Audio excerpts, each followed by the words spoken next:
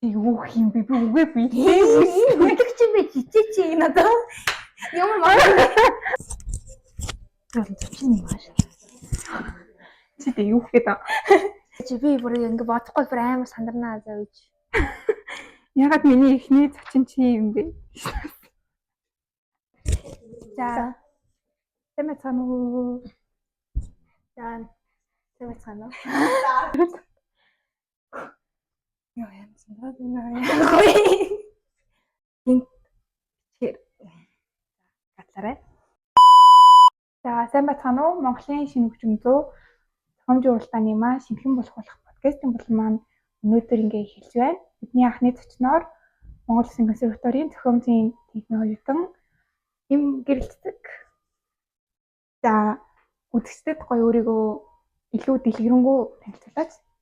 За сайн байцгаана уу? Намайг болохоор Ямарч Огтой гэрэлцдэг гэдэг. За би Монгол Улсын консерваторийн 1-р курсын оюутан, хөгжмийн зохиомжийн ангид Монгол төгс дээрээ суралцдаг. За анх яг хөгжмийн үзэгт яаж эхлэж орсон бэ? Ямар мэргэжлээр орсон бэ?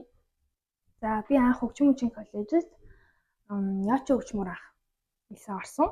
За орсон түүх гэвэл манай гэр бүл бүгдээрээ урлагийн хүмүүс. За хөгжмийн үеийн бүгнөрөө төгсөж одоо урлагийн замаар явж байгаа хүмүүс. Тэгээд манай ээж маань над руу залгаад тэгээд миний охин гэс уцаа өмсөж гэс хүрээ дээр гээл. Тэгээ би юу ч мэдэхгүй хаашаа явж байгааг мэдэхгүй тэгэл зочсон байхгүй. Тэгсэн чинь би ингээд хөгжмийн сургуульд орохны ээж ингээд хөгжмийн сургуульд ороо. Миний охин гоё идэм аа гэв. За тэгээд би очисон чинь мэтгэд ингээд хөгжмөнд орсон байсан.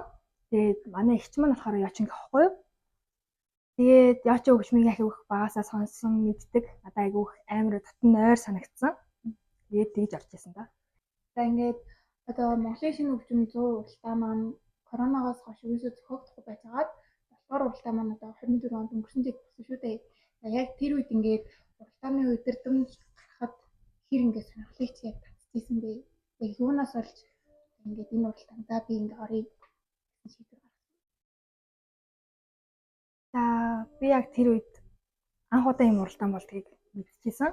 Тэгээд яг тэр уралдааныг ингэж гарч байгааг сонсоод хүүхдүүд ингэж зохиолоо бичиж байгаа сонсоод хүү ямар гоё юм бэ эн чинь. Тэгээд манай үеийн хүүхдүүд жоохон байгаа шүү дээ. Тэгсэн чинь татаа сэтгэлээс нь ингээд ийм гоё мэдрэмж яг юу гарах болоо гэж би бүр амар тэрийг сонсохыг хүсэж байсан байхгүй юу.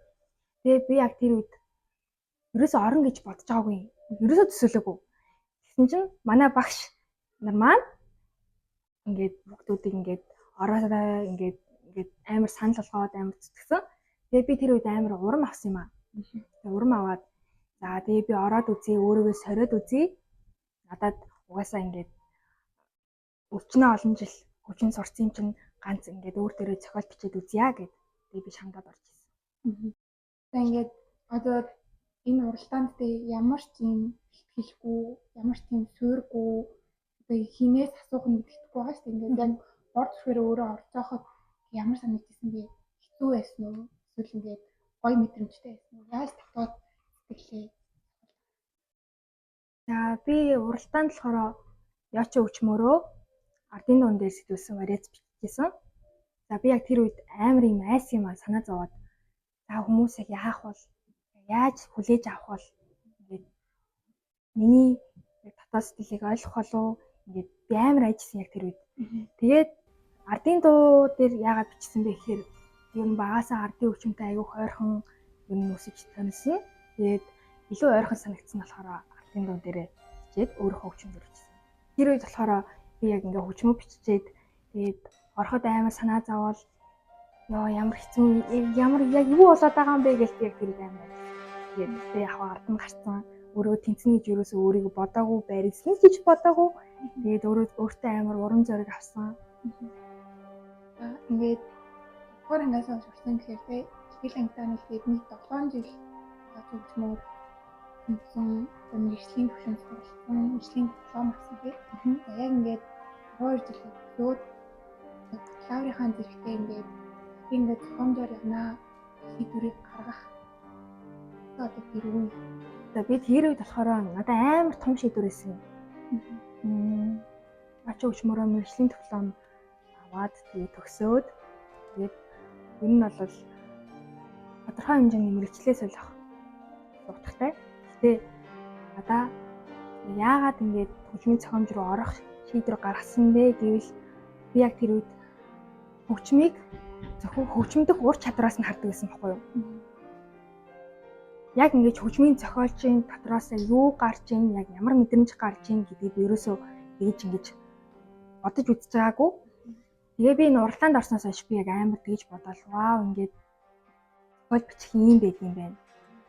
Өөрийнхөө зохиолыг бичээд хүмүүс тоглох надад амар гоё мэдрэмж төрсөн байхгүй юу? Тэгээд би бүр ингээл цаашаа ингээд улам ингээд юм зохиомоор санагдал улам ингээд хичээнээр сурмаар санагдсан. Тэгээд хамгийн хэцүү байсан зүйл нь гэхээр шийдвэр гаргахаас өмнө би дэмжижсэн багш нар хайртай мэргэжлийн багшаас хэлсэн байхгүй юу? Ингээд мэргэжлээ солино гэхээр жоохон айсан. Гэхдээ манай багш нар маань амар наваад аюугаа дэмжээд окей зүгээр штэ. Миний охин ингээд хөгжим дээрээ гоё бусад хөгжим дээр гоё урын сангаа нийгээд амар гоё юм бичээрэй чи чаднаа гэдэг амар гоё тэрээд хүлээж авч ийсэн. Тэгээд би тэр үед амар баярлж ийсэн. Тэгээд хөгжмийн зохиомжид ороод өөрийнхөө дуртай зүйлд хөтлөгдөөд ингээд явж байгаад би амар баяртай байгаа. Ингээд сая хөгжмийн зохиолч гэж тусдаа хоёр өөр юм байдаг. Ирсэн шүү дээ. Хөгжимчнөөс яг хөгжмийн зохиолч руу шилжих яг ямар санагдчих. Яг юугаараа илүү өөр вэ? За хөгжимчнөөс хөгжмийн зохиолч руу шилжих гэхээр хөгжимчин гэхээр ингэж би болохоор тэр зохиолын утга санааг яаж гаргах уу? Яаж илэрхийлэх үү гэж айгүйх одоо боддог, айгүйх хичээдэг байсан. Ер нь бол хөгжмөр суралцж байгаа хүмүүс бүгдээрээ л тийм сэтгэлгээтэй, тийм сэтгэлтэй байдаг. За хөгжмийн зохиолч руу ороход байхгүй зүйлийг ингээ баялаг болгоно гэдэг чинь надад амар ингэж гүн сэтгэл төрж исэн. Тэгээ ер нь бол энүүгээр илүү ялгаатай гэж би ер нь хувьдаа тэгж боддог. За саяны ингээ хитэн ихний дасгал маань айгүй тийм албаны идэ ингээ хоёул жоохон яг хоёулаа бие барьсан юм асуултууд. Одоо хоёулаа ингээ гоё илүү чөлөөтэй хэлээ л та. За манай гэрлэгийн маань ойр сонсож байгаа ер нь плейлист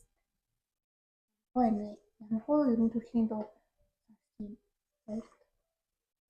ойрт гэхээсээ илүү надаа нэг юм амар гүн үлдсэн нэг тийм дуу хитэн дуунд байдаг байхгүй юу?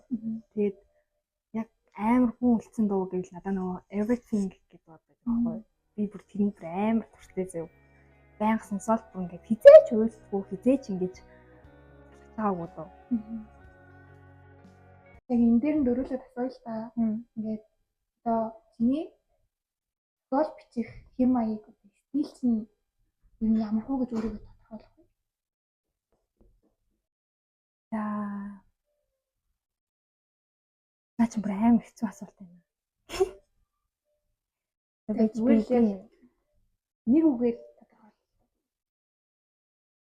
нэг үгээр тодорхойлох гэхээсээ илүү би өөрийгөө ерөөсөө олоогүй байгаа. Олохын тулд би ингээд хайгаад өөрийгөө илэрхийлээд явж байгаа. Янз бүрийн хэлбэр жанраар бичих гэж айгүй хүсэж байгаа. Маш олон хөгжмийн зохиолчид сонсоод аль нь миний дуртай гоё юм стил хэм маяг байна. Ер нь бол одоохондоо бол би амийн ардын дууг ингэж орчин үетэйгээ холбосон тийм зүйлийг амар ойрт хийж байгаа. Гэтэ ер нь бол би өөрөө олоогүй. Олох гэж явж байгаа. За тэгвэл одоо ингээд стилээ олоогүй те. Одоо дөнгөж олоход явж байгаа шүү дээ. Тэгээд одоо яг чиний хувьд яг чиний хамгийн дуртай зохиолч юм байна. За надад болохоор Чайковский одоо илүү гоё санагддаг. Бүтээлүүд нь илүү гүн сэтгэл төрүүлдэг. Ялангуяа энэ балетийн хөгжмийн бүтээлүүд нь надад амар юм сэтгэлд үлддэг байхгүй юу? За хоёулаа одоо ингээд сая дуртай зохиолчид өөрийн хэм маягийг ярьсан шүү дээ. одоо жоохон 10 жил рүү буцаая л та. За яг хөгжим музейн коллежид өнгөрүүлсэн 6-аас 12 дугаар буюу 12 жилдээ тийм хийж исэн хамгийн хөвгөлтэй зүйл юм уу те? Тийм зүйл байдаг. Яг гоо байна. За 10 жил гэхээр угаасаа манай англи хилдэг 12 вэ байлаа шүү дээ. За манай анги чинь баяр цаамаг шиг ингэсэн. Тийм манай анги амар цахилгагүй. Тэгээ баяр цаамаг шиг өгдөг байсан. За энийг атлаарай. За амар хүчтэй дурсамж гэх юм бол энэ л амар санд орж ирж байна. Манай анги чинь цэргийн баяраар Мартин амнаар бибинийгээ баярлуулдаг гэсэн баггүй юу? Тэгээд Мартин амнаар яг ширээний гол амар том торт тавьсан. Тэгээд бүүнөрөө тортод байлаа. Яг тэр үед ингээл яа эсвэл нэрээ намайг гэсэн миний нүрийг ингэчлээ, миний будаг ингэчлээ гэсэн нэрээ манай анги өгсөн бүүнөрөө ингээл уурлал өгсөн. Бүгд ингээл уурлаа.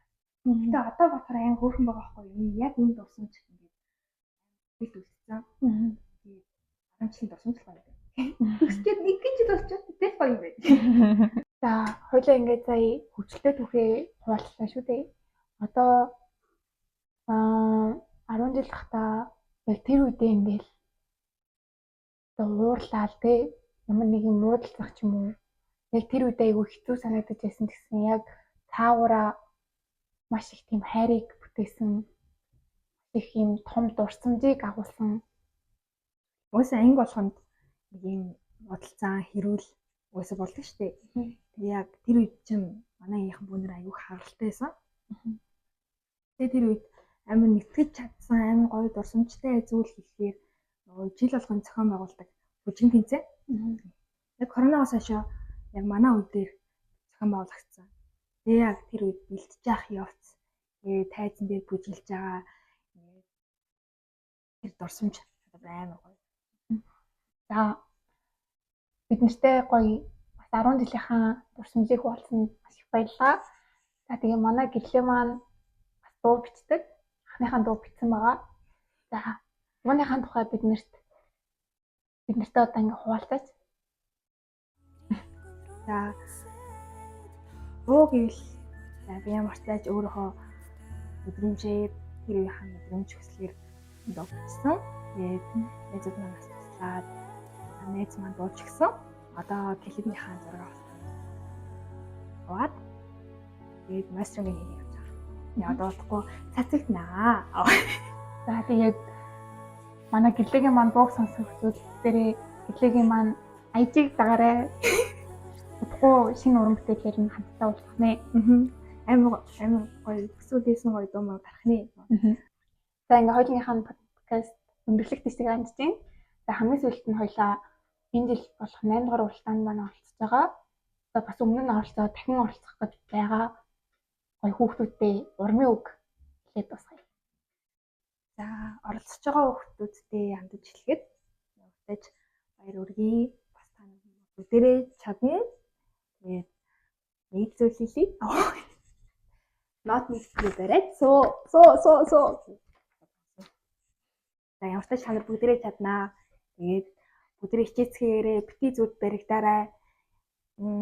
Амар их санаа зовдөг. Яг хүүхдүүд ингэж болов гэдэг.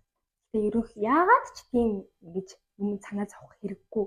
Зүгээр л өөрийнхөө дотоод мэдрэмжийг гарга, ингээд хүслээ гарга.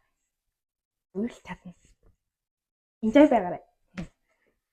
За өнөөдрийн подкастэнд анхны төчнөр болсон маш их баярлалаа. За тэгээд та нар маань бас гэрлэгийн маань үгийг өөрсдөндөө наалдуулаарай.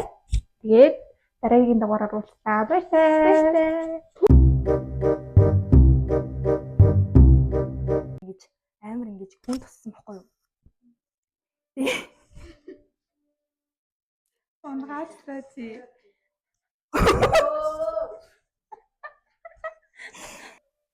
За манай гэрлээ маань ойр үед ер нь яаж чухал амьдсан да.